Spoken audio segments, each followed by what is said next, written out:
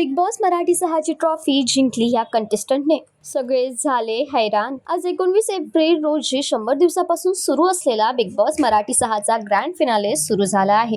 या सीझनने प्रेक्षकांचं भरभरून मनोरंजन केलं. प्रत्येक स्पर्धकांनी स्वतःचं पाणी करून सर्व टास्क पूर्ण करत या टॉप 5 स्पर्धकांनी ग्रँड फिनालेमध्ये एंट्री घेतली आहे. अशातच ग्रँड फिनालेमध्ये आपल्याला बघायला मिळालं की रितेश देशमुखने खूप सारे कंटेस्टंटसाठी टास्क ठेवले होते आणि अशातच या कंटेस्टंटची जर्नी बिग बॉसच्या घरातून संपली आहे. 100 दिवस त्यांनी खूप मेहनत आणि बिग बॉसच्या घरात राडा घातला.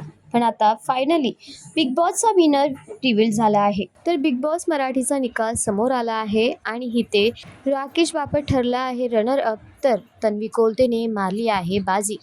म्हणजेच तन्वी कोलते आहे बिग बॉस मराठीची विनर.